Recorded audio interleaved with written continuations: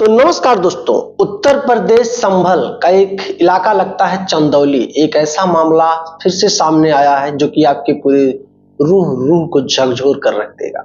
अभी तक आपने सिर्फ नीले ड्रम के किस्से सुने थे कि पत्नी ने कैसे अपने पति को मारकर नीले ड्रम में चुनवा दिया, लेकिन आज का ये किस्सा थोड़ा अलग है, जहां पत्नी ने अपने प्रेमी के साथ मिलकर अपने पति को टुकड़े टुकड़े किए।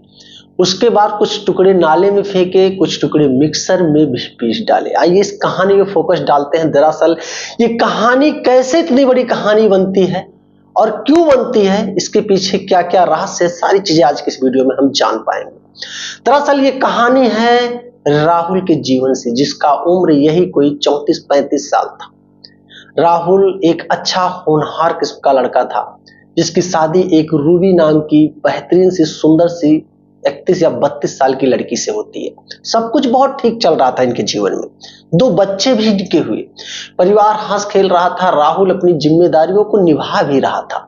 लेकिन एक दिन पत्नी के जिद करने पर और बच्चों की जिद करने पर राहुल अपने पत्नी और बच्चों को नैनीताल घुमाने के लिए लेके जाता है।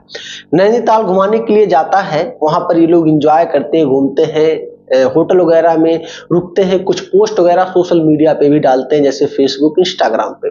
तो राहुल का ही एक पड़ोसी था जिसका नाम गौरव था। वो नैनीताल में पहले से कुछ काम धंधे कर रहा था। वहां जब वो राहुल की पोस्ट को देखता है तो राहुल के पास वो मैसेज करता है और पूछता है इस समय नैनीताल में हो या फिर चले गए हो। राहुल कहता नहीं, अभी 1-2 दिन और रुकेंगे। उसके बाद गौरव राहुल से उसका पता पूछता है और गौरव राहुल के पास जाता है और कहता है कि जब उसके पास राहुल के पास पहुंच जाता है, कहता है कि अब मैं तुम्हें बताऊंगा ऐसी ऐसी जगह पे घूमने के लिए जो तुमने कभी सोचा भी नहीं होगा। यार तुम आ रहे थे तो मुझे एक बार बता दिए होते कि मैं इस जगह पर आ रहा हूं, तो मैं तुमको और भी अच्छी अच्छी जगह और सस्ती सस्ती जगहों पर घुमाता टहलवाता। ये बात सुनने के बाद राहुल और राहुल की पत्नी रूबी बहुत खुश हो गए।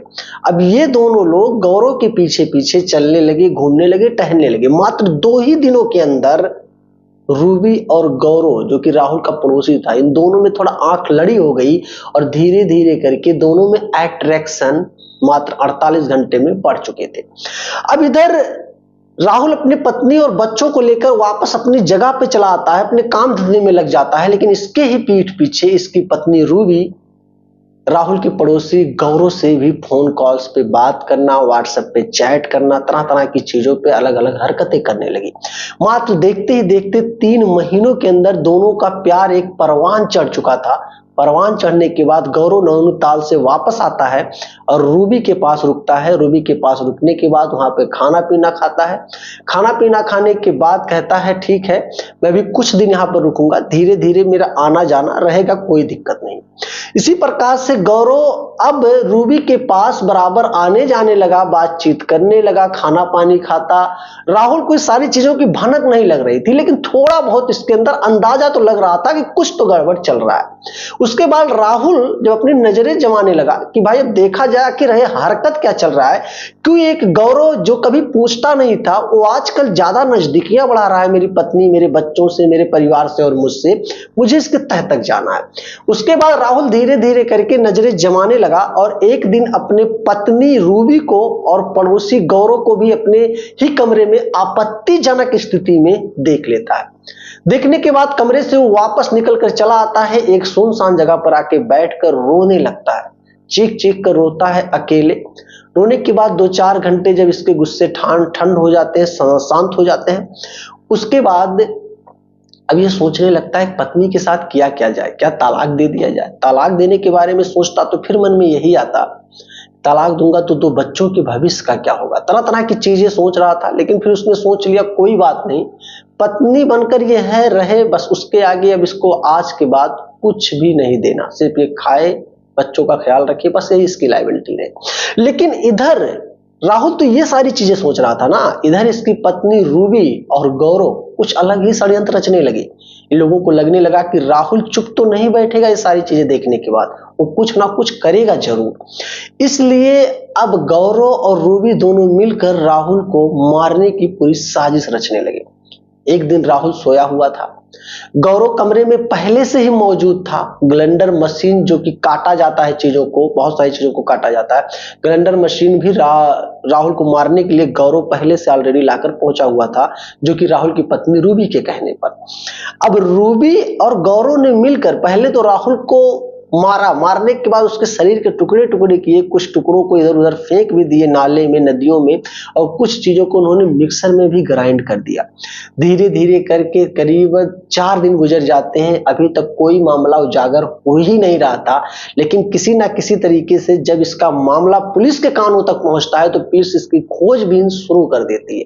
खोजबीन शुरू करने के बाद एक ऐसा मामला पुलिस के सामने आता है कि पुलिस भी बैठकर 10 मिनट तक मौन होकर सोच रही थी कि सच में आज के समय में चल क्या रहा है। क्यों पत्नियां किसी गैर मर्द के खातिर अपने पति के लिए इतना खूंखार बनती जा रही हैं, ये बहुत बड़े सवाल बन रहे थे, एक चुनौतियां बन रही थी। उसके बाद पुलिस ने तुरंत स्टार्टअप किया और तुरंत स्टैंड होकर कार्यवाही कड़ी से कड़ी करने की निर्देश भी दे दी।